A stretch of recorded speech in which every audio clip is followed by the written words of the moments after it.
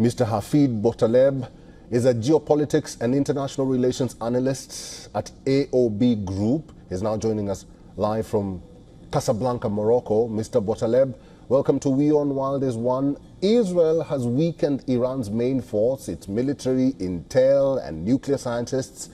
Iran has vowed to escalate this and make Israel pay. But the real question is, do you think Iran has the capacity to respond effectively? Well, this is a very good question, and good evening. Thank you for the invitation. There is an important point that I want to stress on, and this is a fundamental point. The ongoing war, because Benjamin Netanyahu used the very word war in his first speech after the first wave of strikes on Thursday. It is, yes, an existential war for the country of Israel. Israel knows that on a relatively middle to long term, Iran is able to access the nuclear bomb. And this would be the biggest nightmare for Israelis as a society, as a country.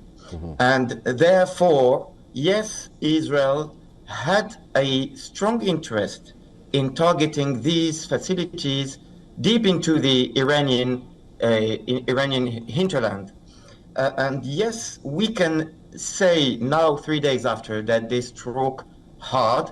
And regarding the Iranians striking back, we can notice how the gap is important, how they, although of course there are spectacular images coming from Israelis' downtowns in 3 days, showing that there were, of course, indeed a real strong will from Iranian authorities to strike hard.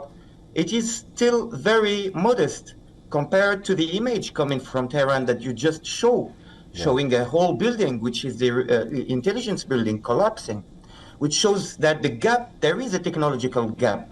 And it might be one of the reasons of Israel striking Iran this time is also to be able to know what are exactly the military capabilities of Iran. And today, 3 days after, we can say that if there are still maybe Iran is still holding some surprise cards, and undoubtedly, knowing the Iranian regime, they might be, of course, surprise cards. But we can say that 3 days after, although they might be surprise cards, the gap, technological gap, military gap, intelligence gap between Iran and Israel is considerable.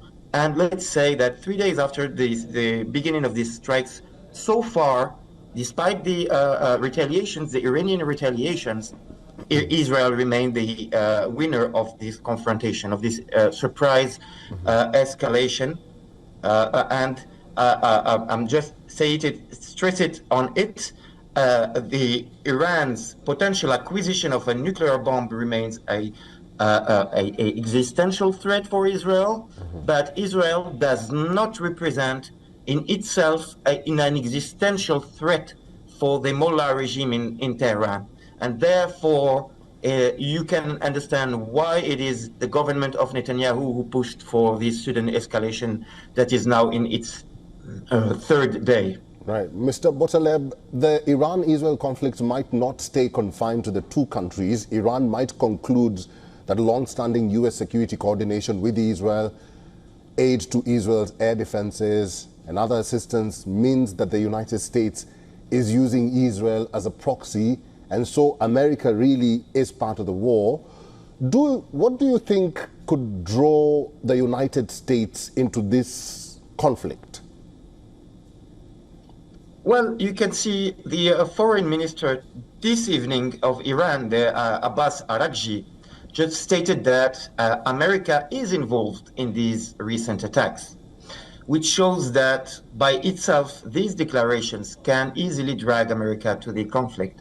What is now stopping America to getting in the conflict is the fact that the agenda of Benjamin Netanyahu today is not the same than the agenda of Donald Trump, the U.S.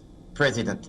The US President Donald Trump was, until a few days ago, warning Benjamin Netanyahu against such escalation.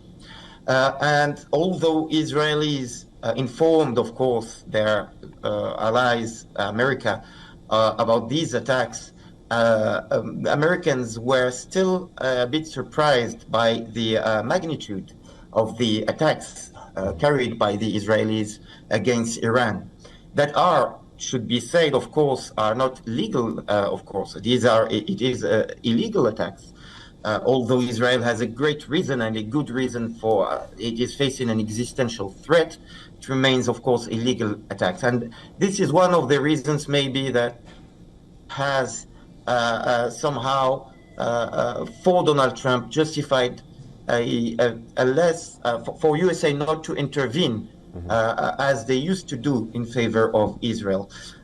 So maybe if Iran being struck in such hard way in the legitimacy itself of the Iranian government, the mullahs government, maybe they will start to consider enlarging the attacks and bombing American military facilities in the Gulf and also in Iraq. If they do so, this would be a threshold, and this would lead the Americans maybe to associate themselves to Israel to continue carrying out these attacks. And if it is possible, just to explain it clearly, there are 4 objectives pursued by Israel. 2 are military objectives and 2 are strategic objectives. First military objective is, of course, to neutralize Iran's ballistic capabilities and to neutralize its ability to reach Israel, as demonstrated in these retaliations that we are seeing since a few days.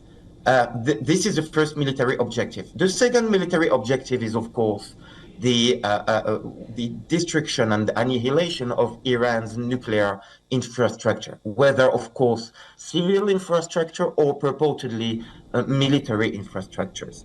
The 2 other strategic objectives, because there are 2 military objectives and 2 strategic objectives. The first one is, of course, to pressure. Mr. Botaleb, I know you have very many insights on the strategic importance of this strike. Probably you can just mention them as we wrap this up, because we are running out of time. Yeah, quickly. First is pushing Iran to join the declaration, the 2023 declaration, and come back to the process, the nuclear negotiation process. And the second one, of course, is to tighten the noose around the Iranian leadership and to push Iranians in the streets, and of course to weaken the Iranian regime. These are the 2 strategic objectives pursued by the Israelis today. All right, Mr. Botaleb, I'm sorry to cut you short there, but we are out of time. Thank you very much for talking to WION World as One today. You are welcome. Thank you for your invitation.